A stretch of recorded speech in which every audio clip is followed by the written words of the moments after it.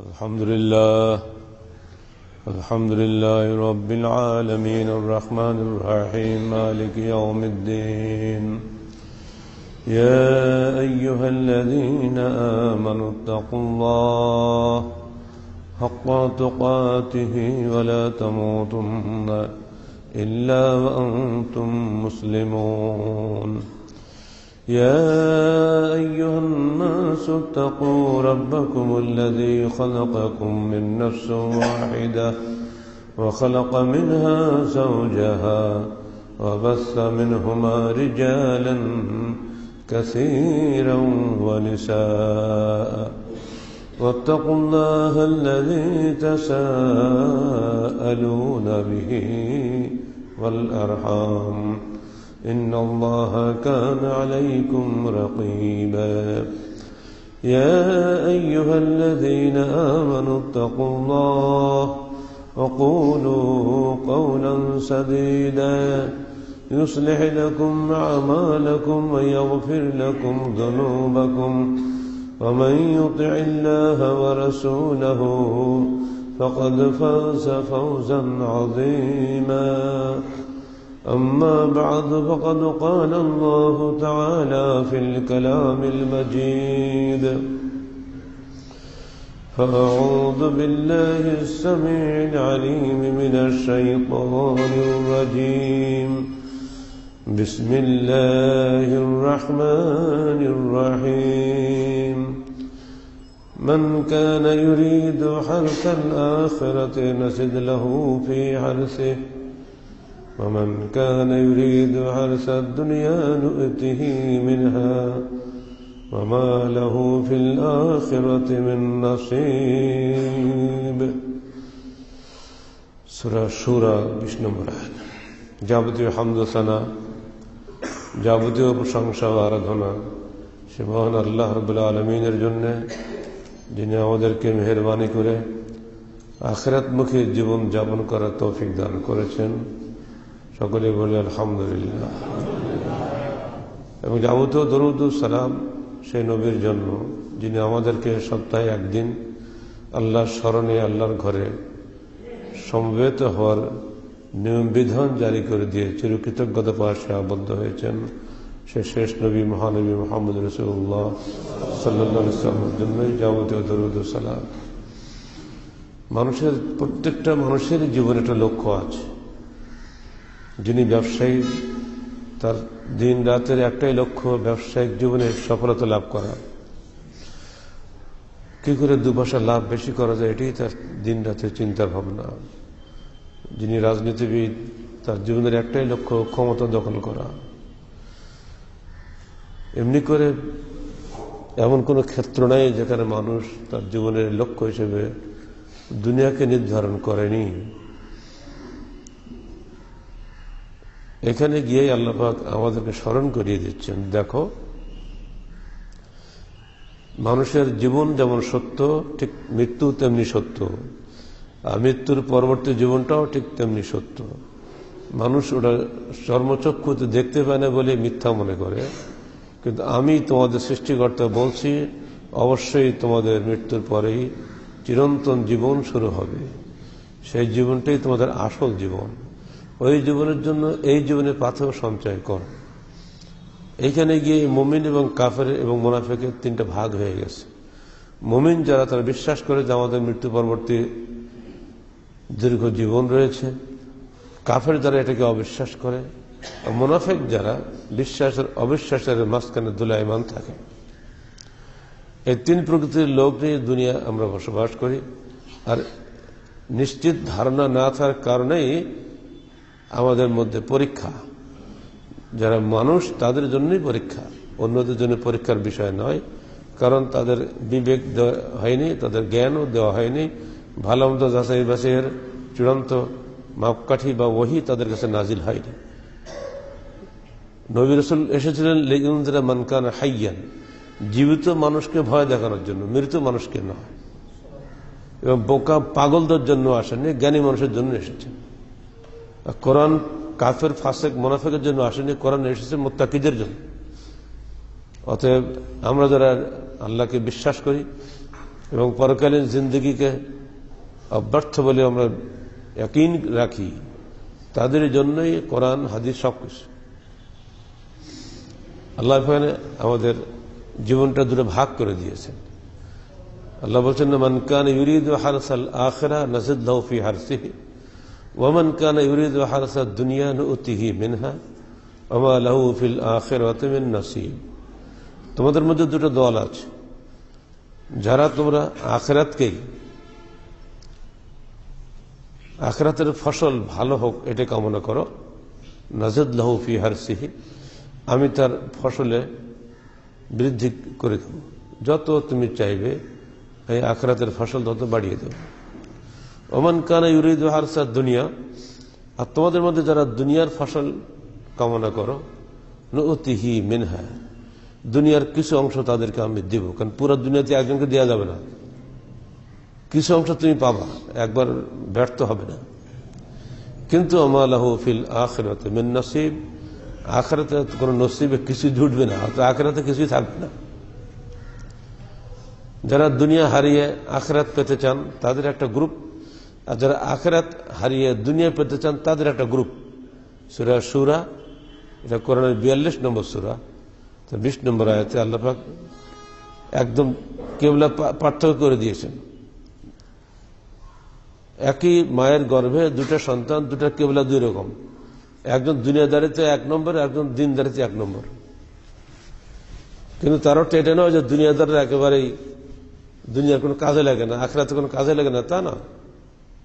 দুনিয়াদাররাও দিনদারদের জন্য সহায়ক ভূমিকা পালন করে, এটা আল্লাহর ইচ্ছাতেই হয়।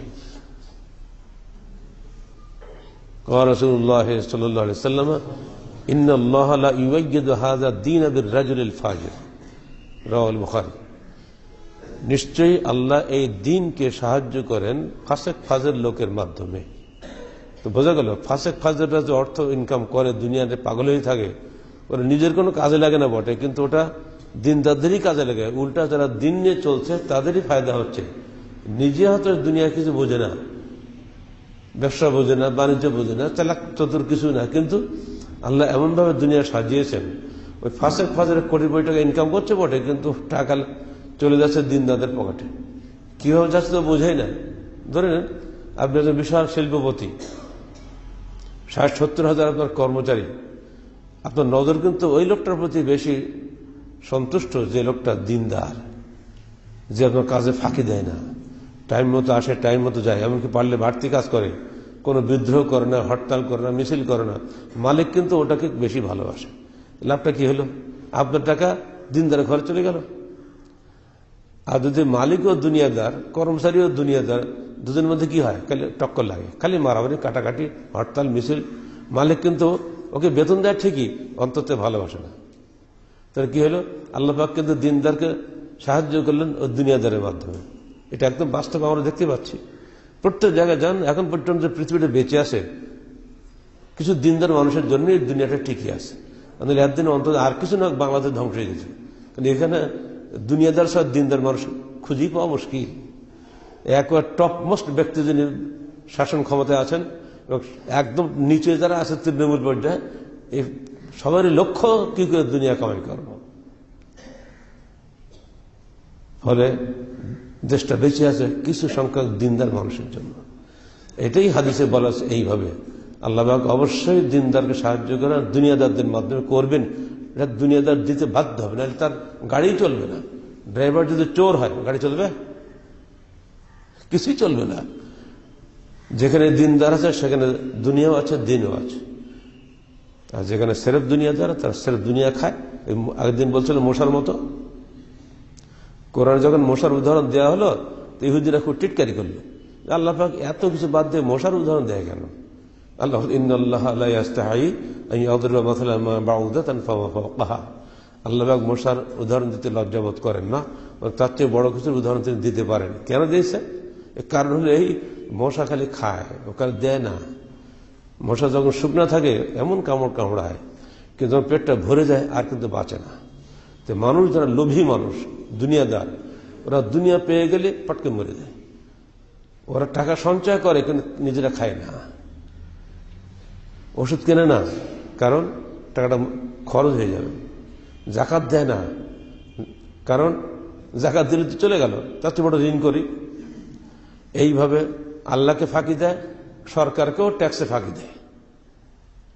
বর্তমান পৃথিবীর সবচেয়ে শক্তিশালী মানুষটা নাকি 18 বছর ধরে তার গভর্নমেন্টের ট্যাক্স দিত না। তা কি হলো? ও তো আল্লাহকেও জাকাত দেয়নি, সরকারকেও ট্যাক্স দেয়নি, ওদিকেও মেরেছে এদিকেও মেরেছে। এবার দুনিয়ার সেরা মানুষ হয়ে গেল, শক্তিশালী মানুষ হয়ে গেল, সে যা বলবে তাই হবে। ও যদি বলে কাল বাংলাদেশের বোমা মারো, বোমা মারি দেবে, এমন ক্ষমতা আল্লাহ তাকে বসাইছে। তার মানে এর মধ্যে আল্লাহ কোন মঙ্গল ইচ্ছা আছে, যেটা হয়তো আমরা জানি না। দেখবেন এমন কিছু ঘটে যাবে যার কল্পনা করি নেই। সেজন্যই বলছি, জীবনের লক্ষ্য নির্ধারণ করা জরুরি, নইলে ইহকালে পস্তাতে হবে, পরকালে পস্তাতে হবে। যারা দুনিয়ার জন্য দুনিয়া করে, কোরআন আয়াতে আপনি বুঝলেন, তারা দুনিয়া পায়, আখেরাত হারায়। আর যারা দুনিয়ার জন্য আখেরাত করে, অর্থাৎ ধর্মের মুখোশ পরে সব শয়তানি করে, এরা দুনিয়া আখেরাত দুটোই হারায়। আর যারা আখেরাতের লক্ষ্যে দুনিয়া করে, তারা দুনিয়া আখেরাত দুটোই পায়। বলুন আলহামদুলিল্লাহ। আমরা আখেরাত করছি, তাই বলে না খেয়ে আছে নাকি? এখানে কেউ কি না খেয়ে আসছে? বাড়ি যাবেন, ইনশাআল্লাহ আল্লাহ পাক আমাদের খাওয়াবে। আল্লাহ পাক তাওয়াক্কুল আছে, আমি হারাম খাবো না, দেখি আল্লাহ হালাল দেয় কিনা। শুধু জিদ করা লাগবে, জিদি মানুষ দরকার। লক্ষ্য নির্ধারণ করুন, কোথায় যাবেন আপনি। আপনি দিশাহীন নৌকার যাত্রী, কোথায় উঠবেন আপনি জানেন না, আপনার টার্গেট থাকতে হবে। অবশ্যই আখরাতের তীরে নৌকা ভিড়াবো, আখরাতে কোন পথে যাওয়া যাবে, কিভাবে জান্নাত পাওয়া যাবে, সে পথ আপনি খোঁজার চেষ্টা করুন, ঠিকই পেয়ে যাবেন। এইখানে গিয়েই মানুষের সারা জীবনের লক্ষ্য এবং তার চিন্তা, চেতনা, প্রচেষ্টা, তার যাবতীয় অভীষ্ট কি হওয়া উচিত, এ বিষয়ে আমাদেরই সিদ্ধান্ত নিতে হবে। কতগুলি উদাহরণ দিলে আপনাদের সামনে পরিষ্কার হয়ে যাবে। নবী রাসূলদেরকে আল্লাহ কেন পাঠালেন? তারা তো ব্যবসায়ী ছিলেন না, তারা রাজনীতিবিদ ছিলেন না, অথচ তারা পৃথিবীর মানুষের কাছে তারাই হলেন সম্মানিত। কি ছিল তাদের লক্ষ্য? আমরা সবাই জানি, দুনিয়ার প্রথম রসুল নূহ আলাইহিস সালাতু ওয়াস সালাম, সমস্ত নবীদের পিতা ইব্রাহিম আলাইহিস সালাতু ওয়াস সালাম। শ্রেষ্ঠ 4 জন রসুলের প্রথম হচ্ছেন নূহ, মুসা আলাইহিস সালাতু ওয়াস সালাম, এরপরে ঈসা আলাইহিস সালাতু ওয়াস সালাম, আর ঈসা পরেই সর্বশেষ রসুল, শ্রেষ্ঠ নবী, আমাদের রসুল মুহাম্মদ রাসূলুল্লাহ সাল্লাল্লাহু আলাইহি ওয়াসাল্লাম। এই 4-5 জন নবীর জীবনটা একটু দেখেন, সব বুঝতে পারবেন। নূহ আলাইহিস সালাম সবচেয়ে বেশি হায়াত পেয়েছিলেন, 950 বছর, যা কোনো নবী পাননি। আদমের চেয়ে একটু কম, বাবা পেয়ে 1000 বছর, উনি পেয়েছেন 950 বছর। তার জীবনের চিন্তা, চেতনা, ভাবনা কি ছিল? একটাই, দাওয়াত, মানুষকে আল্লাহমুখে ফিরিয়ে আনতে হবে। নিজের কোনো ধান্দা নেই, কি করে মানুষ ভালো হবে, কি করে সমাজটা সুন্দর হবে, কি করে পৃথিবী সুন্দর হবে, এটাই ছিল তাদের সবসময় চিন্তা, চেতনা। সত্যিকারে যারা সমাজ হিতৈষী, তারা সমাজ নিয়ে চিন্তা করে বেশি, নিজেকে নিয়ে চিন্তা করে না। আল্লাহর ভাষায় একটা সূরা নাজিল হয়েছে নূহ আলাইহিস সালামের নামে, ওয়াকালা নূহু রব্বি ইন্নী দাউতু কওমি লাইলান ওয়া নাহারা ফালাম ইয়াজিদহুম দুআই ইল্লা ফিরারা ওয়া ইন্নী কুল্লামা দাউতুহুম লিতাগফিরা লাহুম জাআলু আসাবিআহুম ফি আযানিহিম ওয়াস্তাগশাউ সিয়াবাহুম ওয়া আসররু ওয়াস্তাকবারু ইস্তিকবারা সুম্মা ইন্নী দাউতুহুম জিহারা সুম্মা ইন্নী আ'লানতু লাহুম ওয়া আসরারতু লাহুম ইসরারা। এই যে কথাগুলো চমৎকার আল্লাহ সাজিয়ে দিয়েছেন আমাদের জন্য। নূহ কি বলল? আমি দাওয়াত কওমি লাইলান ওয়া নাহারা, রাত্রি দিনে সবসময় আমি আমার কওমকে ডাকি, দাওয়াত দেই। ফালাম ইয়াজিদহুম দুআই ইল্লা ফিরারা, যত ডাকি ওরা তত পালায়। ওয়া ইন্নী কুল্লামা দাওয়াতুহুম লিতাগফিরা লাহুম, যখনই তাদেরকে আমি ডাকি যে এসো, আল্লাহ তোমাদের ক্ষমা করবেন।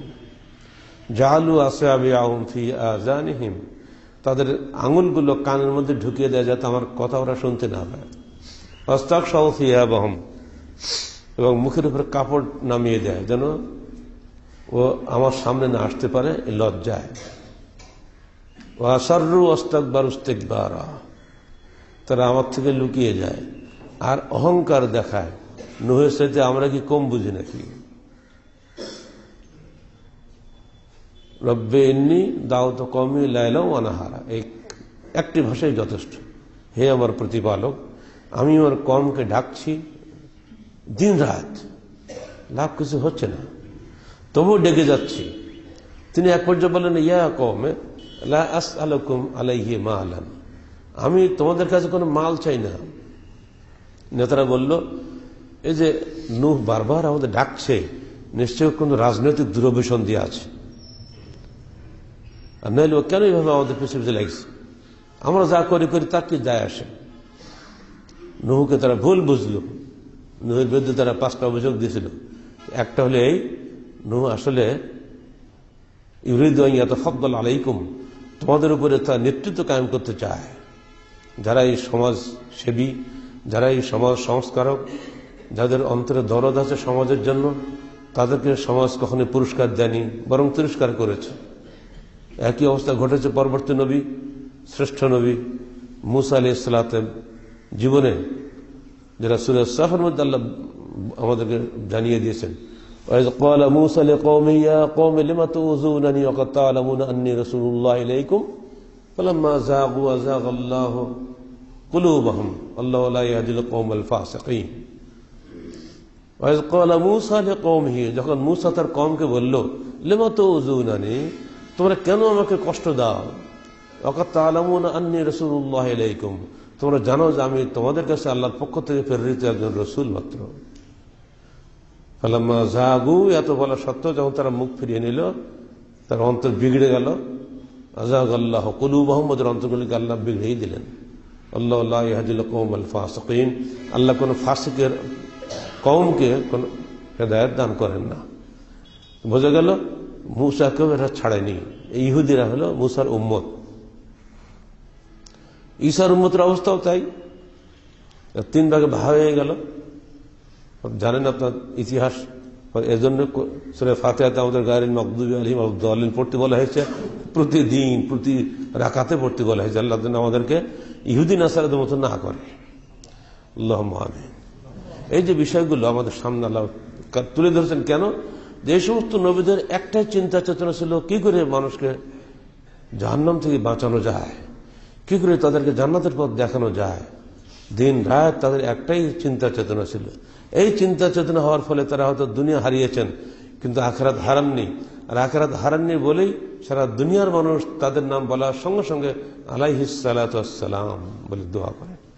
যখন আমরা নবীর নাম বলি, আলাইহিস সালাম বলি না, তো আল্লাহ তার প্রতি শান্তি নাজিল করো। কই আমাদের কারণ নামে কি বলে? বলবে না তো।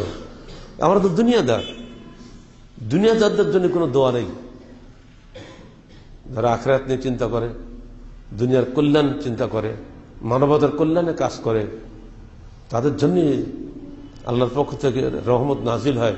তারা তাদের জীবদ্দশা হয়তো কওমের কাছ থেকে কষ্ট পায়, কিন্তু তাদের মৃত্যুর পরে তারাই কওমের কাছে সবচেয়ে বরিত, সমাদৃত, নন্দিত হয়। এটাই ইতিহাস, চিরন্তন ইতিহাস এটাই। মানুষ তাদেরকেই সম্মান করে, ভালোবাসে, এবং তারা আল্লাহর কাছে সম্মানিত হয়ে থাকেন।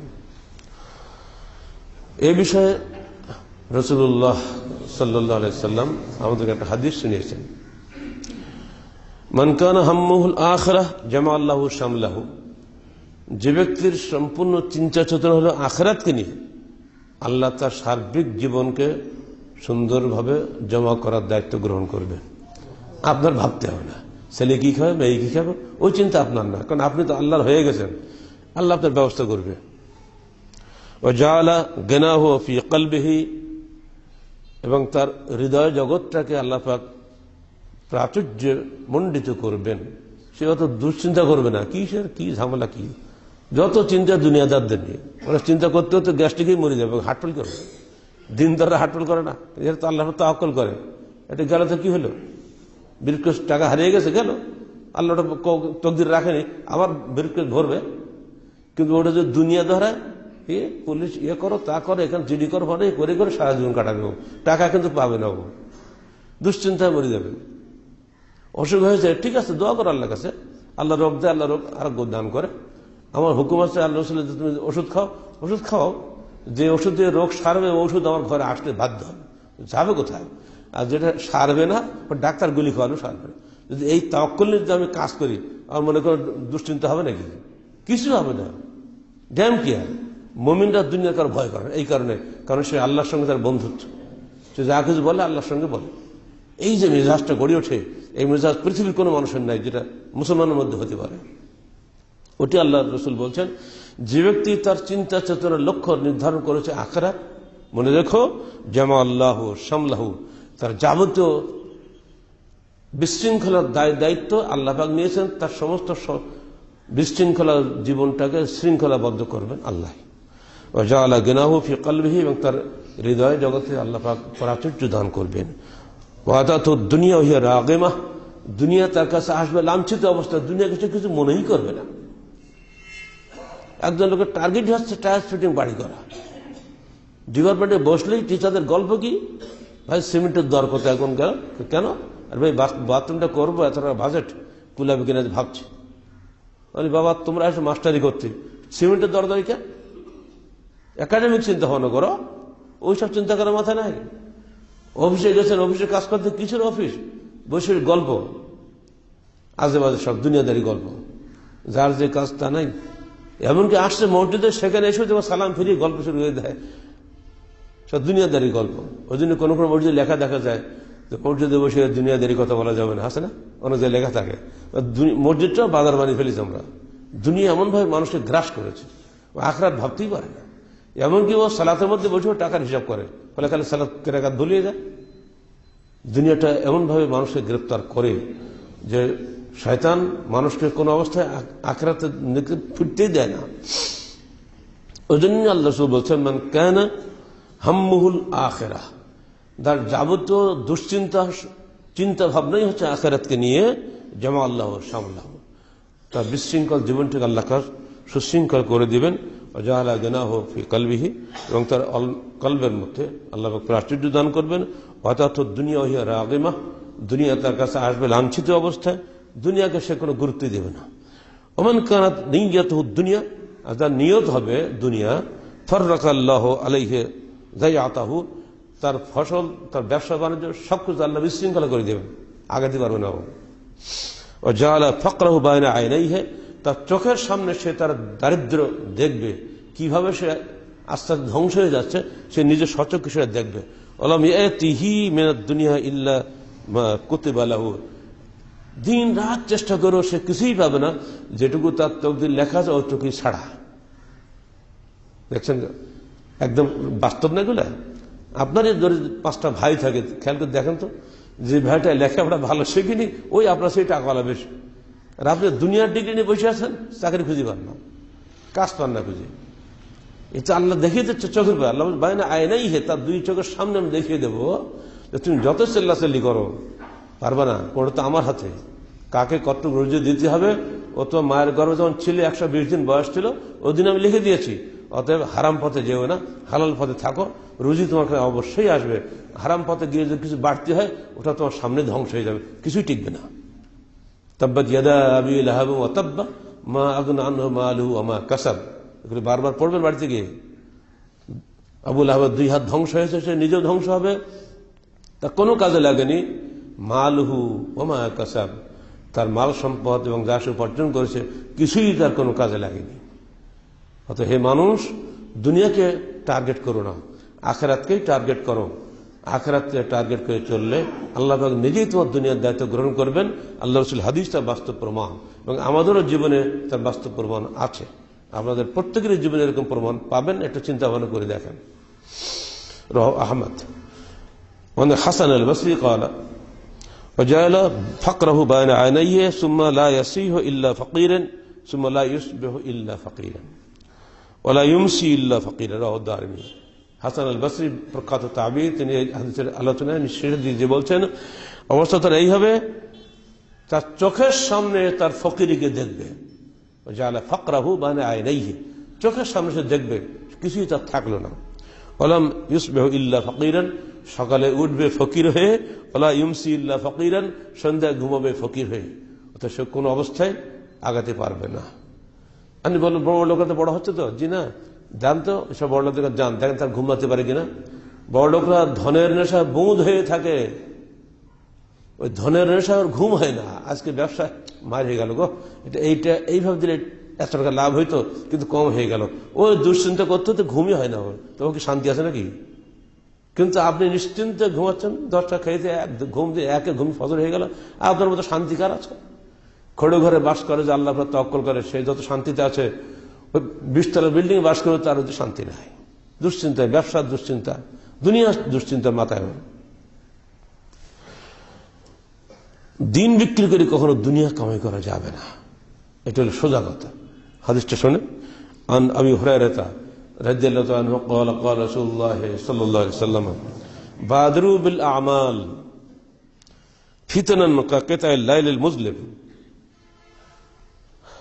يصبح الرجل مؤمنا ويمسي كافرا ويمسي مؤمنا ويصبح كافرا يبيع دينه بغرض من الدنيا رواه مسلم।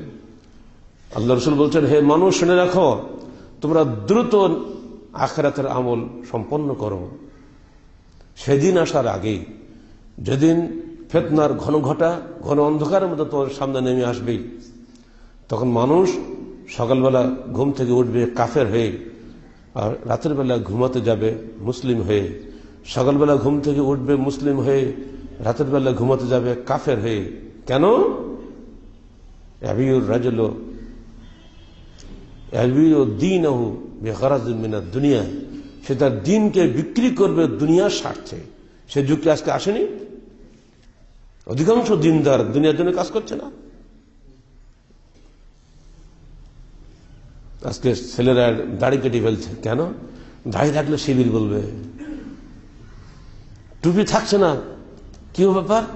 গায়ে জামা আছে, টুপি নেই কেন? টুপি মাঝে যদি হুজুর বলে, কত যে ভয়। দিন বিক্রি হয়ে যাচ্ছে দুনিয়ার স্বার্থে। মাথায় টুপি দিলে, মেয়েরা বোরকা পরলে ভাই ভাই ফেল করে দিচ্ছে। কারা এসব? তথাকথিত শিক্ষিত লোকেরা, গরু ছাগলের চেয়ে অধম এই বড় পদাধিকারী কর্মকর্তারা। মেয়েটি বোরকা পরে এসেছে ইন্টারভিউ দিতে, রিটেনে পাস করেছে খুব ভালোভাবে, ভাইভাতে তার বহু মার্ক, বিষয়বস্তুর উপরে কোনো প্রশ্ন নাই। প্রশ্ন হলো, তোমার বোরকা খোলো। আমি তোমাকে চিনতে পারছি না স্যার, আপনার কাছে আমি 4 বছর পড়াশোনা করলাম, আজ আমাকে চিনতে পারলেন না? এতদিন বলেনি, এখন বলছে। এরা কারা? মেয়েটি বলল, আমার পরীক্ষার রেজাল্টের চাইতে আল্লাহর কাছে আমার মুক্তি পাওয়া জরুরি। আমি মুসলমান, পর্দা ফরজ, আমি আপনার ভাইবা দিলাম না, চলে গেলাম। এটা কোথার ঘটনা? আমার রাজশাহী বিশ্ববিদ্যালয়ের ঘটনা। ধন্য ওই মেয়েটিকে, অন্তত তার জন্য দোয়া করেছে আল্লাহ পাক তাকে এমন ভাবে পুষিয়ে দেন, ওই ডিগ্রিধারী প্রফেসরের চাইতে ওই জন্য আরো সম্মানিত জীবন দুনিয়াতে পেয়ে থাকে। ঠিক অমনি করে মেডিকেল কলেজগুলো দুর্নীতির আখড়া হয়ে গেছে। দুর্নীতির আখড়া, কালকে রিপোর্ট বেরিয়ে পড়ে দেখেন। এরা অশিক্ষিত বর্বর কতগুলো ছেলে পেলে দলীয় জোশে দিয়ে সেখানে ভর্তি হয়, আর সেখানে গিয়ে ফেন্সিডিল খায়, ডিগ্রি না দিলে উল্টা প্রফেসরকে পিটানি দেয়। এরাই সেখানে পাশ করে। এই সময় দুর্নীতিবাজরাই 2 দিন পর প্রফেসর হয়, আর তারাই দিন বিক্রি করছে সবসময় দুনিয়ার স্বার্থে। অসংখ্য দিনদার মেয়ে, দিনদার ছেলে এই সমস্ত দুনিয়াদারদের হাতে প্রতিনিয়ত লাঞ্ছিত হচ্ছে, পদবঞ্চিত হচ্ছে। এরপরও আমরা মনে করি তাদের জন্য এখন পর্যন্ত মানুষ বাংলাদেশে বসবাস করছে। আল্লাহ পাক বলছেন, তুমি দিন বিক্রি করো না, তোমার দুনিয়ার দায়িত্ব আল্লাহ। যদি তুমি দিন বিক্রি করো, তুমি কাফের হয়ে দুনিয়া থেকে বিদায় হয়ে যাবে। সেদিন তোমাকে আল্লাহ কোনোদিন জাহান্নাম থেকে তুমি বাঁচতে পারবে না। নিঃসন্দেহে কোন দিনদার মানুষ দিন বিক্রি করে দুনিয়া কামাই করবে না। আজকে রোহিঙ্গারা যে মার খাচ্ছে কিসের কারণে? দুনিয়ার কারণে, দিনের কারণে। যে কোনো মানুষ বললো দিনের কারণে, সেটা একটাই দিন, তারা মুসলমান, আর তো কিছু না। 135টা জাতি সেখানে বসবাস করে বার্মাতে, নৃতাত্ত্বিক জাতি। কারোর পরে জুলুম নেই, জুলুম খালি মুসলমানদের উপরে।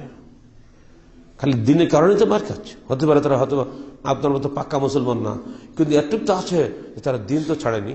তা তো বলেনি, হে বার্মিজ গভর্নমেন্ট, আমরা সবাই আজ থেকে বৌদ্ধ ধর্ম গ্রহণ করিলাম, তোমরা আমাদেরকে বাঁচাও। তা কি বলেছে? বলেনি। এই পরীক্ষা প্রত্যেকটা মুসলমানের জীবনে আসতে পারে, যে কোনো স্থানে আসতে পারে। তাই আল্লাহ রসুল বহু পূর্বে ১,৫০০ বছর আগের এই কথাগুলো মনে হচ্ছে যেন আজকে বললেন আল্লাহ রসুল। বাদরু বিল আমাল, হে মুসলমান, দ্রুত তোমরা আখরাতের কর্ম সম্পন্ন করো। সেদিন আসার আগেই, যেদিন ফিতনা ফাসাদ তোমাদের সামনে আসবে ঘন অন্ধকারের মতো, সেদিন মানুষ সকাল করবে মুসলমান হয়ে, সন্ধ্যা করবে কাফের হয়ে, সন্ধ্যা করবে মুসলমান হয়ে, সকালে উঠবে কাফের হয়ে। সে তার দিনকে বিক্রি করবে দুনিয়ার স্বার্থে। অতএব আমরা যেন কোনো অবস্থায় দুনিয়ার স্বার্থে দিনকে বিক্রি না করি। আল্লাহ পাক আমাদের সবাইকে তৌফিক দান করুন। আলী ইবনে আবি তালিব قال ارتحلت الدنيا مدبرة وارتحلت الآخرة مقبلة ولكل واحدة منها بنون فكونوا من أبناء الآخرة ولا تكونوا من أبناء الدنيا فإن اليوم عمل ولا حساب وغدا حساب ولا عمل। কি চমৎকার কথা! রাওয়াহুল বুখারী ফি বাবিল আমল ওয়া তাওলিহি।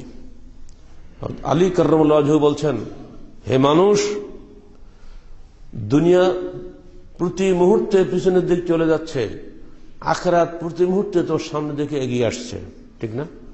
1 মিনিট চলে গেল মানে 3 লক্ষ কিলোমিটার কিন্তু পিছিয়ে গেল। একটা সেকেন্ড টিক করলো, আমার জীবন থেকে 3 লক্ষ কিলোমিটার পিছনের দিক চলে গেল। আলোর গতি প্রতি সেকেন্ডে 3 লক্ষ কিলোমিটার। যখন একটা টিক হচ্ছে সেকেন্ড, তাহলে 3 লক্ষ কিলোমিটার কিন্তু দুনিয়া পিছিয়ে গেল, আর আমি আমার মৃত্যুর দিকে এগিয়ে গেলাম। এজন্যই বলা হচ্ছে, হে মানুষ, আখিরাত, দুনিয়া প্রতি মুহূর্তে তোমার থেকে পিছিয়ে যাচ্ছে, আর আখিরাত প্রতি মুহূর্তে তোমার সামনে এগিয়ে আসছে। প্রত্যেকটি দলেই একদল মানুষ আছে। দুনিয়ার জন্য একদল মানুষ আছে যারা দুনিয়ার দিকে দৌড়াচ্ছে, আর আখিরাতের জন্য একদল মানুষ আছে যারা আখিরাতের জন্য দৌড়াচ্ছে। লিকুল্লিন বানুন ফাকুনু মিন আবনাইল আখিরাহ ওয়া লা তাকুনু মিন আবনাইদ দুনিয়া। অতএব তোমরা আখিরাতের লোকদের সঙ্গী হও, দুনিয়ার লোকদের সঙ্গে হইও না। কার কথা? আলী ইবনে আবি তালিবের কথা, যিনি নিজে এই তথাকথিত মুসলমান, পাক্কা মুসলমান খারেজি জঙ্গিদের হাতে যিনি প্রথম নিহত হয়েছেন ইসলামের ইতিহাসে। এত বড় মর্মান্তিক হত্যাকাণ্ড বোধহয় কারো ভাগ্যে হয় নাই। ইসলামের নামে প্রথম জঙ্গিবাদী দল হয়েছিল খারেজিরা। ওই একই আকীদা আজও চালান করা হয়েছে তরুণ ছেলেমেয়েদের মধ্যে। মারো, জান্নাতে চলে যাও, এতই সহজ। তিনি বলছেন, ফাইনাল ইয়াউমা আমল ওয়ালা হিসাব। আজকের দিনটা হলো আমলের দিন, কোন হিসাব নাই। ও গাদান হিসাব ওয়ালা আমল। আর কালকের দিনটা হলো হিসাবের দিন, সেখানে কোন আমল নাই। যখন আমরা মরে যাব, কি আমল করতে পারবো? শেষ।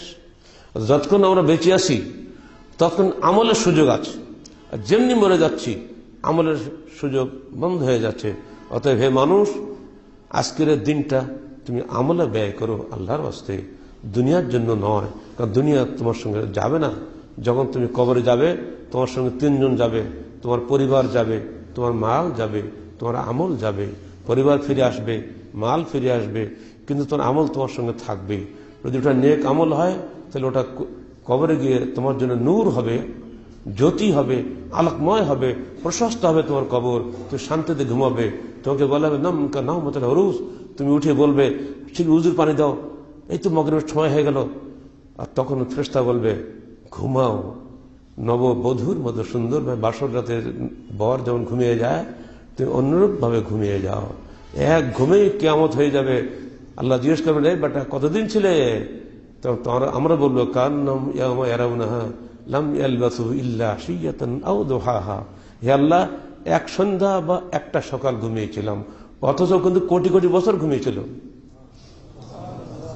এই শান্তির ঘুম যদি পেতে চান কবরে গিয়ে, অবশ্যই দুনিয়াতে আপনাকে আখিরাতের কাজই করতে হবে। আখিরাতকে টার্গেট নির্ধারণ করুন, দুনিয়া টার্গেট নয়। কিসের ব্যবসা বাণিজ্য, কিসের চাকরি বাকরি? থাকলে আছে, নাইলে নাই। আল্লাহ রুজির মালিক, ব্যবসা তিনি করবেনই। আমাকে হালাল খেতে হবে, এটি হলো শর্ত। হারামের ধারে যাওয়া চলবে না। নবীগণের লক্ষ্য কি ছিল? তারা তো মানুষ ছিলেন। আপনি যত নূর নূরকে চেল্লাচালি করেন, আরে তারা তো মানুষ ছিলেন। আমাদের নবী নূর ছিল। একদল আলেম চিৎকার দিচ্ছে, কত যে তাদের এলেম আল্লাহ ভালো জানে, সব বোঝে। এটা পাগল যা বোঝে আলেমরা তো বোঝে না। তাদেরকে আমার কি বললো? আল্লাহ নবী নূর না বললে নাকি আমাদের আগামী দিনে যে গভর্নমেন্ট আসবে, ইসলামিক গভর্নমেন্ট আসে, তা আহলে হাদিস এই দেশে একটা বাস করবে না। ও রোহিঙ্গাদের যে অবস্থা হচ্ছে, তার চেয়ে অবস্থা খারাপ আমাদের হবে। কারণ নূরওয়ালারা ক্ষমতায় আসবে, ওদের সংখ্যা বেশি না। নূর যদি ক্ষমতায় আসে, তো মানুষওয়ালা দুনিয়া রাখবো না? কি বলবেন? আল্লাহ নবী বলে নূর ছিল, তা অন্য নবীরা কি ছিল? আদম কি ছিল? জবাব নাই। নূরে কি বিয়ে করে? নূরে কি ছেলেপিলি হয়? নূরে কি ভাত খায়? নূরে কি পায়খানা করে? কোন বিপদে পড়লাম? এটা পাগলও এটা বোঝে, কিন্তু হুজুররা বোঝে না। কে ওদেরকে বুঝাবে? বুঝালে তো উল্টা আপনি কাফেরে যাবেন। এজন্য ঝামেলা না গিয়ে আল্লাহ বলছে, ইন্নামা আনা বাশারুম মিসলুকুম, হে মোহাম্মদ তুমি বলে দাও আমি তোমাদের মধ্যে একজন মানুষ। এই কোরআনের কথা ওরা মানে না। কিসের কোরআন হাদিস? হুজুরা কি কোরআন কম পড়ে নাকি? এক কথা শেষ। তাদের মানুষ হওয়া সত্ত্বেও তাদের জীবনের লক্ষ্য কি ছিল? দেখেন কতগুলো নমুনা দেখবেন। প্রথমে আপনি নূহের কথা শুনেছেন, তার লক্ষ্য কি ছিল? দিন রাত তিনি বলছেন আমি মানুষকে আল্লাহর কথা দাওয়াত দিতাম। যারা আমাদের নবীদের কাহিনী পড়েছেন তারা জানেন কিভাবে তার জীবন গেছে। সারাদিন মারটার খেয়ে ওই মরার মতন অবস্থা হয়ে গেলে ঘাড়ে করে এসে তার বারান্দায় রেখে যেতে বাড়িতে। তারপরে একটু ট্রিটমেন্ট করে সুস্থ হলে, আমাদের সুস্থ হলাম, এবার উঠে আবার পাড়ায় পাড়া খুললো, এই তোমরা আল্লাহর পথে চলো, শয়তানের পথে যেও না। মানুষ যখন অসুস্থ হয়ে যায় আবার তার পিটান শুরু করে, পিটিয়ে পিটিয়ে আবার বাড়ি রেখে যায়। এইভাবে তার 950 বছর জীবনটা চলে গেছে এইভাবে মার খেতে খেতে। আর গালিগালাজ তো আছেই। প্রথম নবীর জীবনটা এইভাবে গেছে। ইব্রাহিমের জীবনে যে কোনো সমর্থকই পাননি, সামনে সামনে তাকে সমর্থন দিয়ে কথা বলবে একটা লোকও পায়নি। অবশ্যই তাকে তো আগুনে পড়ে, ইতিহাসটা আপনারা জানেন নমরুদ কিভাবে তাকে শেষ করে দিতে চেয়েছিল দুনিয়া থেকে, আল্লাহ তাকে শেষ করেননি, ফলে পারেনি। মুসার অবস্থা তো শুনলেন, লেমা তো উজুরানি, কেন তোমরা আমাকে কষ্ট দিচ্ছ? আমি তো তোমাদের কোনো ক্ষতি করছি না। সবার এমন ঈসা তো এমন পাওয়ারফুল নবী ছিলেন যে মরা মানুষকে উনি জিন্দা করতে পারতেন।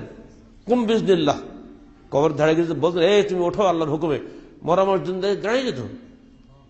অন্ধ মানুষের চোখে হাতে বিসমিল্লাহ বলে দিলে চক্ষুষ্মান হয়ে যেত।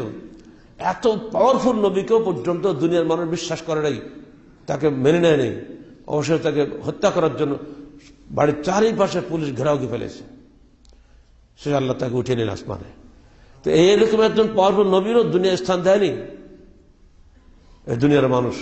তিনি তো কারো কাছে ক্ষমতার লোভী ছিলেন না, কিন্তু প্রত্যেকেই বলেছে তোমার ক্ষমতার লোভ আছে। যেটা আমি ইসলামের ভাষণে বলেছিলাম, আমার কাছে এসে রাজশাহী বিভাগীয় পর্যায়ের সর্বোচ্চ 2 গোয়েন্দার লিডার এসে আমাকে বলছে 1.5-2 ঘন্টা ধরে, স্যার আপনার জীবনের, আপনার এই সংগঠন করছেন, আন্দোলন করছেন, মিশনটা কি? তাহলে ভাই আপনার মিশনের বাংলা বলেন। বাংলা তো বলতে পারছে না। স্যার মিশনটা কি, লক্ষ্য কি? উনি ধারণা আমাকে দিয়ে বলেই নেবে যে আমরা লাভ উদ্দেশ্য রাজনীতি করা। এটা বলাতে পারলে কিন্তু সাকসেসফুল হয়ে যায়। কি ওরকে বুঝাবো, এটা চিন্তা কেউ করতেও পারে না। ঠিক এই অবস্থা ঘটেছিল নূহের সময়।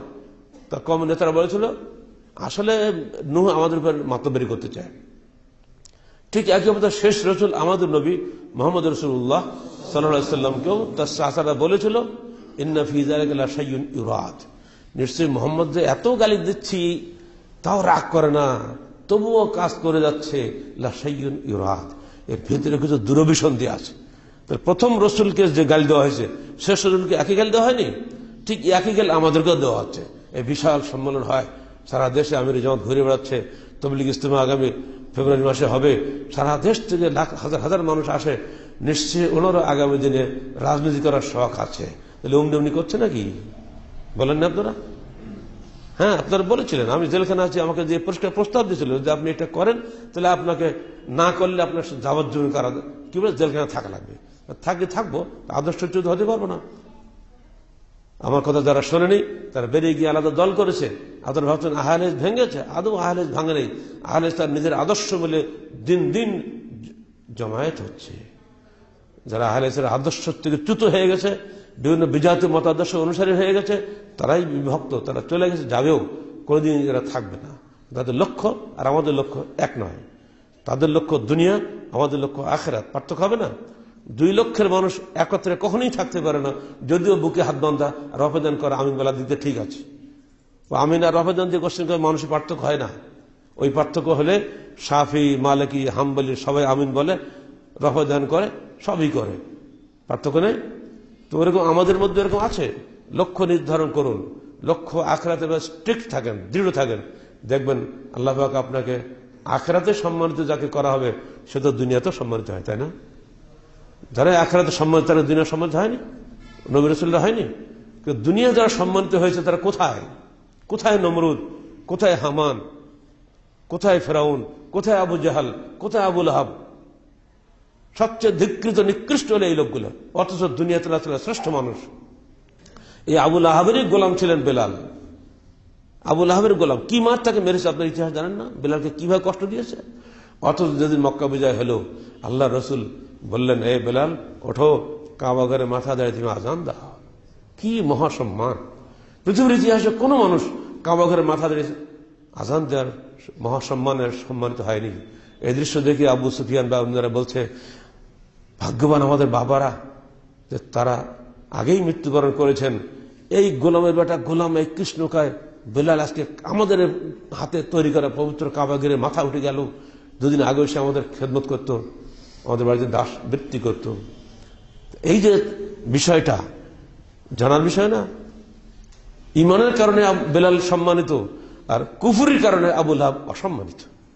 আজকে পৃথিবীতে এটাও সত্য, যারা ইমানদার, খাঁটি ইমানদার হবে অবশ্যই দুনিয়া এবং আখিরাতে তারাই সম্মানিত হবে। আর যারা দুনিয়া মিক্সড করে নেবে তারা পরাজিত হবে, লাঞ্ছিত হবে, দুনিয়া তারা কিছুই পাবে না। এজন্য ভাই, আগে নিজের লক্ষ্য নির্ধারণ করুন, এই বিষয়গুলো মাথায় রাখেন, দুনিয়ার সহজ হয়ে যাবে। আল্লাহ রসুলের জীবনে কি পরীক্ষা হয়নি? তিনি তো আগে বুঝে সব গুনাহ মাফ। আল্লাহ কিভাবে পরীক্ষা করলেন? যাচ্ছেন তায়েফে দাওয়াত দেওয়ার জন্য, কি অবস্থা ঘটল? সেখান থেকে চূড়ান্ত মার খেলেন। ফিরছেন, বসে আছেন খেজুর বাগানে, আঙ্গুর বাগানে। ফেরেশতা এসে হাজির। কে? মালিকুল জিবাল, পাহাড় সমূহের নিয়ন্ত্রক ফেরেশতা। এসে বলছে, হে রাসূল, আপনার উপর যে নির্যাতন করেছে তায়েফবাসী, আল্লাহ পাক আসমান থেকে সবই দেখেছেন, তিনি আমাকে পাঠিয়েছেন আপনার আদেশ নেওয়ার জন্য। আপনি যাই বলবেন তাই করব। আপনি চাইলে 2 দিক থেকে পাহাড়গুলো উঠিয়ে এদেরকে মেরে রসুন বাটাগুলো পিষে শেষ করে দেব। হাতের মুঠোর মধ্যে এরকম ক্ষমতা পেয়েও ক্ষমতা বাস্তবায়ন করেন না, কাজে লাগান না, এরকম মানুষকে দুনিয়া পাওয়া যাবে? আল্লাহ রসুল সেদিন কি জবটা দিয়েছিলেন, খালি জবটাকে শুনে রাখেন, সব তো ডিটেলস ইতিহাস বলার দরকার নাই। বাল আরজু আন ইউখরিজাল্লাহু মিন আসলাবিহিম মান ইয়াবুদুল্লাহ ওয়াহদাহু ওয়া লা ইউশরিকু বিহি শাইয়্যা, রাওয়াহুল বুখারী ও মুসলিম। হে ফেরেশতা মণ্ডলী, হে ফেরেশতা অর্থাৎ পর্বত সমূহ নিয়ন্ত্রক ফেরেশতা, ওদেরকে ধ্বংস করে লাভ কি? বরং আমি আশা করি ইউখরিজাল্লাহ, আল্লাহ পাক তাদের ঔরস থেকে বের করে আনবেন এমন কিছু সন্তান, মান ইয়াবুদুল্লাহ ওয়াহদাহু ওয়া লা ইউশরিকু বিহি শাইয়্যা, যারা সির্ফ আল্লাহর ইবাদত করবে এবং আল্লাহর সঙ্গে কাউকে শরীক করবে না। সুবহানাল্লাহ। এই ক্ষমতা যদি আজকে ট্রাম্পের হাতে থাকতো তো দুনিয়া সব খেয়ে দিত, তাই না? কি জাতা ক্ষমতা মনে করেন নাকি? এজন্য এই ক্ষমতা আল্লাহ কোনো মানুষকে দেননি, নবীদের দিয়েছিলেন। আমার রসুল যদি এই ক্ষমতা প্রয়োগ না করে থাকেন তাহলে মানুষের মহব্বতে তিনি চাইছিলেন যে মানুষ আল্লাহর ইবাদত করুক। এরা করছে না, ওদের সন্তানরা তো করবে, করতে তো পারে। এই যে ধৈর্য, এই যে একটা বিশাল ব্যাপার, মানবতার সত্যিকারের বন্ধু তারা যারা হয় তারা এরকমই হয়, নিজেরা মার খায় কিন্তু কাউকে মারে না। এই মেজাজ যদি আমাদের মধ্যে তৈরি হতো, সমাজে কি অশান্তি হতো নাকি? এবারে আলী বলছেন যে দেখো, কানা আখিরু কালামিহি সাল্লাল্লাহু আলাইহি ওয়াসাল্লাম আসসালাত আসসালাত ওয়া মা মালাকাত আইমানুকুম। আল্লাহ রাসূলের জবান দিয়ে মৃত্যুর পূর্বে সর্বশেষ কথা বের হয়েছে, হে আমার উম্মত, আসসালাত আসসালাত, সালাতকে ভুলো না, সালাতকে ভুলো না। ওমা মালাকাত আইমানুকুম, তোমরা যাদের ডান হাতের মালিক, অর্থাৎ তোমাদের স্ত্রী জাতির কথা ভুলো না, তাদেরকে তোমরা কষ্ট দিও না। এটাই ছিল আমার রাসূলের শেষ কথা। অর্থাৎ তার সবসময় চিন্তা ছিল কি করে মানুষকে কল্যাণ করা যায়।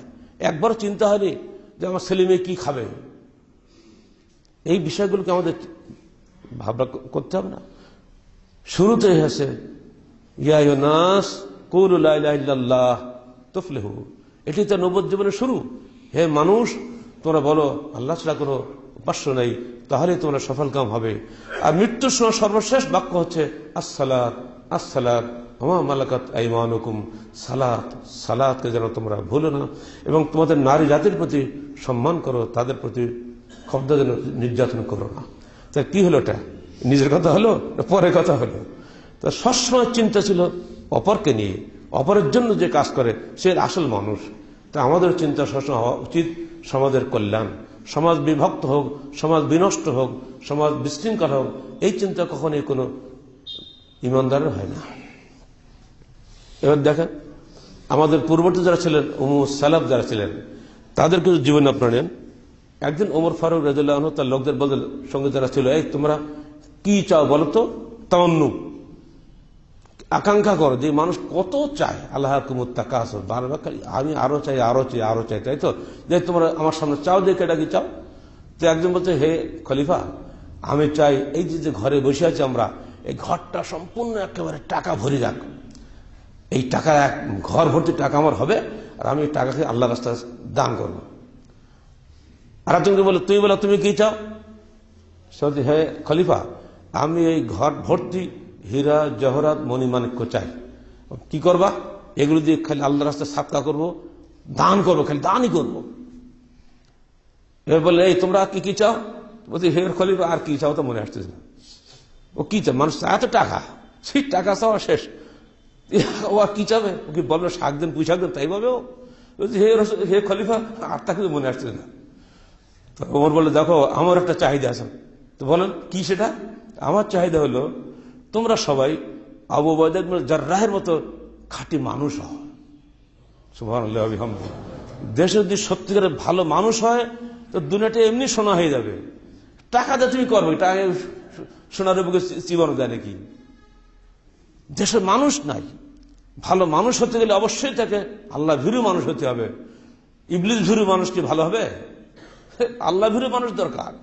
তো ওমর ফারুক সেদিন বলেছেন, আরজু আন তাকুনু মিসলা আবু উবাইদা ইবনে জাররাহ, আমি চাই তোমরা আবু উবাইদা জাররাহর মতো মানুষ কিছু তৈরি হোক। দেখেন একাধিক চিন্তাধারা এক এক ধরনের। এবার আসেন আজান শুরু, আজানের যে ঘটনা আপনারা সালাত রাসূল পড়েছেন, আল্লাহ রাসূল চিন্তা করলেন, তাই তো মানুষ সালাতে জমা করবো কিভাবে, তোমার পরামর্শ দাও। একজন এক পরামর্শ দিল, কোনো সিদ্ধান্ত হলো না। কেউ বললো যে ঘন্টা বাজানো হোক, বললো ঘন্টা তো ইহুদিরা বাজায়। আচ্ছা ঠিক আছে, বাঁশি ফোঁকা হোক, তো বাঁশি বাজায় তো সাইরেন বাজায়, খ্রিস্টানরা বাজায়। তো আমরা কি করব? মিটিং হয়ে গেল। আব্দুল্লাহ জায়েদ আব্দুর রাব্বিহি তিনি বললেন, তাই তো আমি এটা নিয়ে দুশ্চিন্তা পড়ে গেলাম, আমার রাসূল চিন্তা করছেন, সিদ্ধান্ত আসতে পারছেন না। তো উনি এমন দুশ্চিন্তা পড়ে গেলেন, রাতে ঘুমালেন, আল্লাহ তাকে স্বপ্ন দেখে দিলেন। একজন মানুষ তার কাছে বলছে, তোমরা এই আজানের কলমগুলো শোনাচ্ছেন, আবার তুমি এইগুলো দিয়ে তোমার রাসূলকে দিয়ে বলো। ফজর পরে উঠে দৌড়ে চলে আসছে, হে আল্লাহ রাসূল, আমি রাতে স্বপ্ন দেখেছি, আজানের কলম আমি বলে দিলেন। এই করে দেখা গেল যে ওই এক রাত্রি 11 জন লোক একই স্বপ্ন দেখছে। তারপরে এই আজান দাও, কে দেবে? বেলাল তুমি দাও, তোমার গলা জোর বেশি। বেলাল আজান দিয়ে দিল। আজান শুনে হযরত ওমর ফারুক রাদিয়াল্লাহু আনহু ঘর থেকে কাপড় ঘেঁষতে ঘেঁষতে দৌড়ে চলে আসছে, হে আল্লাহ রাসূল, আল্লাযী বা'আসাকা বিল হাক্কি, সে আল্লাহর কসম করে বলছে যিনি আপনাকে সত্য সহকারে প্রেরণ করেছেন, আমিও একই স্বপ্ন দেখছিলাম 20 দিন আগে, কিন্তু আমি বলিনি, লজ্জায় যদি না খাটে। চিন্তা করেন, এটা দিয়ে প্রমাণ হয় যে সাহাবায়ে কেরাম সবসময় আখিরাত নিয়ে চিন্তা করতেন। আল্লাহ রাসূল দুশ্চিন্তা পড়ে গেছেন, দুশ্চিন্তা দূর করতে হবে। তো সকলে মিলে একই চিন্তা করেছে, আল্লাহ পাক সকলের মধ্যে একই আজান ঢুকিয়ে দিয়েছেন। তো আজানটা সম্পূর্ণরূপে আল্লাহর ওহী, মনে রাখবেন। আজানে কোনো কম বেশি করা যায় না, এর জবাবটাও কম বেশি করা যায় না। দুর্ভাগ্য বাংলাদেশের মৌলভী সাহেবদের, আজানের জবাবে পর্যন্ত আমরা কম বেশি করে ফেলে দিয়েছে। আল্লাহ শাফাতু ইয়াউমাল কিয়ামা ইন্নাকা লা তাখলু মিয়াত কি চপাইটে একবার আকমিস করে ছেড়ে দিয়েছে। বোখারি মুসলিম আর ভালো লাগে না, নিজেরাকে যোগ্য করে দিয়েছে, ঠিক না। এটা দিয়ে আমরা বোঝাতে চাচ্ছি যে তারা সবসময় আখিরাত নিয়ে চিন্তা করতেন। আমাদেরও চিন্তা আখিরাত নিয়েই হওয়া উচিত। ওমর ফারুকের কথা শোনেন, উনি খুতবা দিচ্ছেন, আমরা তো খুতবা দিচ্ছি এখন, খুতবার মধ্য দিয়ে উনি যুদ্ধ চালাচ্ছেন। ইয়া সারিয়াতুল জাবাল, চিৎকার দিয়ে উঠছে। মুসলিম বলেন বাবা কি কোথায় সৈন্য, আর উনি এখানে কমান্ড দিচ্ছেন, ব্যাপার স্যাপার কি। কয়েকদিন পরে যুদ্ধ সৈন্যরা ফেরত আসলে একজন সংবাদদাতা এসে বলল, হে খলিফাতুল মুসলিমিন, আমরা যুদ্ধে হেরে গেছিলাম, চলে যাচ্ছিলাম পালিয়ে, হঠাৎ করে একটা গায়েবী আওয়াজ আসলো, ইয়া সারিয়াতুল জাবাল, হে সারিয়া, মানে সেনাপতির নাম সারিয়া, পাহাড়ের দিকে যাও, পাহাড়ের দিকে যাও। এই গায়েবী আওয়াজ শুনে দৌড়িয়ে পাহাড়ের দিকে গেলাম, পাহাড়কে পিট করে আমরা যুদ্ধ শুরু করলাম, আমরা অল্পক্ষণের মধ্যে বিজয়ী হয়ে গেলাম। এটা কে বলছিল? কে? ওমর ফারুক। দেখা যাচ্ছে ইমানদারদের বাণী আল্লাহর কাছে কবুল যদি হয়ে যায়, সারা বিশ্বের মানুষ শুনতে পায় ফেরেশতার মাধ্যমে। আর বেঈমানদের কোনো কথা বিশ্বের মানুষ জানতে পারে না, কারণ ফেরেশতা তার বুঝতে সাহায্য করে না। দেখা যাচ্ছে খলিফা হয়েও খুতবা দিচ্ছেন, সেই অবস্থাতেও পর্যন্ত তার চিন্তা কি করে ইসলামী সেনাবাহিনী জিতে যাবে, নিজের সংসার চিন্তা নাই।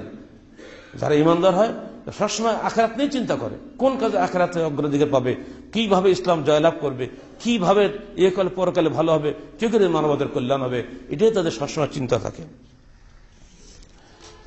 এমনি করে সব জায়গাতে আপনি এগুলো পাবেন। সেদিকে এখন শেষ না করে আমি বলি, যারা এগুলো করবেন তাদের জীবনের ফলাফল কি? ক্বালা রাসূলুল্লাহ সাল্লাল্লাহু আলাইহি ওয়াসাল্লাম, মা ইউসিবু মুসলিমু মিন নাসাবিন ওয়ালা ওয়াসাবিন ওয়ালা হাম্মিন ওয়ালা হাজানিন ওয়ালা গাম্মিন ওয়ালা আযান হাত্তা শাওকাতা ইউশাকুহা ইল্লা কাফফারাল্লাহু আনহু সাইয়্যাতিহি, রাওয়াহু শাইখান। এমনি করে আখিরাতমুখী একজন মুমিন জীবনে যত কষ্ট পায়, কষ্ট কিন্তু কাফেররাও পায়, মুমিনরাও পায়।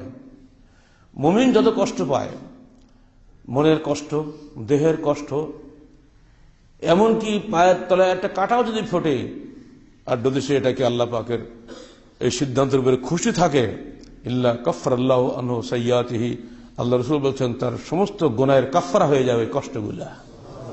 আপনার সন্তানের জ্বর হয়েছে, আপনি পাগল হয়ে যাচ্ছেন, কি করে জ্বর সারাবো, চিন্তা নাই, ওই জ্বর জন্য আপনি যে কষ্টটা পাচ্ছেন, এই কষ্টের জন্য আপনার আখিরাত ভালো হচ্ছে, যেহেতু আপনি সবর করেছেন, আল্লাহ প্রতি তাওয়াক্কুল করেছেন। আবু রাওয়াতুল তিরমিজি বর্ণনা আসছে, ফায়ামুতু ওয়া লাইসা আলাইহি খাতিয়াহ, যখন ওই মুমিন মৃত্যুবরণ করবে তখন তার আমলনামায় কোনো গুনাহই থাকবে না, হিসাব চলবে আল্লাহর কাছে। এটি কি জীবনের সবচেয়ে বড় কামনা হওয়া উচিত নয়?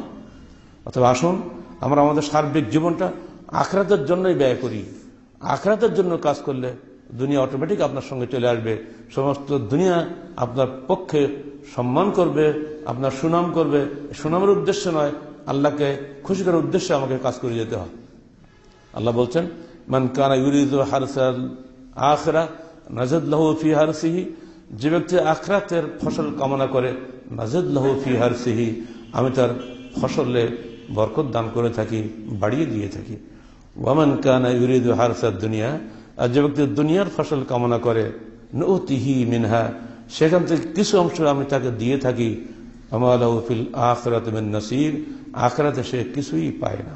আমরা রিক্ত হস্তে দুনিয়া থেকে যাব, কিন্তু কবরে গিয়ে যেন আমরা পূর্ণ ফলাফল পাই, এটাই আমাদের কামনা থাকা উচিত। প্রত্যেক মুমিনের জীবন হবে এটাই। দুনিয়াতে যাব খালি হাতে কাফন পরে, কিন্তু কবরে গিয়ে যেন আল্লাহ পাক আমার আমলনামাকে আমার সামনে জ্যোতি হিসাবে, নূর হিসাবে আমার কবরটাকে আলোকিত করে দেন। আল্লাহ পাক আমাদের সবাইকে প্রকৃত আখিরাতমুখী জীবনযাপন তৌফিক দান করুন, আমিন। আমরা এই মসজিদে 1 মাস যাবত কুনুতে নাযিলে পড়েছি। সংগঠনের সর্বত্র এমনকি বিদেশেও যেখানে আমাদের সংগঠন আছে, আলহামদুলিল্লাহ আমাদের নির্দেশ মোতাবেক তারা সবাই 1 মাস ধরে কুনুতে নাযিলে পড়েছেন। কেন? রোহিঙ্গাদের উপরে নির্যাতন, আল্লাহ পাক তুমি নিজেই এর ব্যবস্থা করো, এই তো, কারণ আমাদের তো ক্ষমতা নেই। দেখলাম আলহামদুলিল্লাহ খুশির খবর এই যে ওআইসি, বুঝেন তো, 57টা মুসলিম দেশের একটা সংগঠন আছে, তার নাম নাকি ওআইসি। জীবনে কখনো মিয়ানমার নিয়ে মিটিং করেনি। আলহামদুলিল্লাহ আগামী 19 জানুয়ারি মিয়ানমার এই এজেন্ডার উপরেই মিটিং হচ্ছে কুয়ালালামপুরে। দোয়া করবেন যেন মুসলিম উম্মাহ যেন তাদের সহযোগিতা এগিয়ে আসে। জাতিসংঘ আসতেছে, 70 বাংলাদেশে আসতেছে। মালয়েশিয়ার পররাষ্ট্রমন্ত্রী এসে গেছে। ইউরোপিয়ান কান্ট্রির 35টা দেশ তারা এখানে সাহায্য পাঠিয়েছে। এই যে সারা দেশ যে নড়ে গেছে কিসের কল্যাণে? আপনার ভোটাভুটির জন্য করে নেই, গণতন্ত্রের জন্য লড়ে নেই, তারা স্রেফ ইমানদারদের দোয়ার কারণে আল্লাহ পাক তাদেরকে ফিরিয়ে দিচ্ছে। আল্লাহ পাক এমনি করে মুমিনদেরকে সাহায্য করে থাকেন। আপনারা যে সহযোগিতা দিচ্ছেন, আলহামদুলিল্লাহ আমাদের মানুষ সেখানে যাচ্ছে খুবই কষ্ট করে, খুবই হিসাব করে, খুবই রিস্ক নিয়ে তাদের হাতে হাতে পৌঁছে দেওয়া হচ্ছে। আপনাদের দানগুলো দোয়া করবেন যেন ঠিক মতো পৌঁছতে পারে, যেন বাধা না হয়। দান করতেই থাকুন, আমরা পাঠাতেই থাকি, যত দিবেন তত চলে যাবে সেখানে। যতদিন তাদের নির্যাতন থাকবে ততদিন আমরা সাহায্য করে যাব। আল্লাহর রহমত নাজিল হবে। আল্লাহ দেখছেন আমাদের মনের খবর, তিনি ভালো করে জানেন। তিনি কিভাবে সাহায্য করবেন তিনি ভালো জানেন। ও দায়িত্ব আমাদের না, আমরা সেটা দোয়া করার মালিক। আল্লাহ পাক তাদের নির্যাতন থেকে বাঁচান, তাদেরকে নিরাপদ রাখুন, তাদেরকে হেফাজত করুন। আকুলু কওলি হাযা আস্তাগফিরুল্লাহ লি ওয়া লাকুম ওয়া লিসাইরিল মুসলিমিন।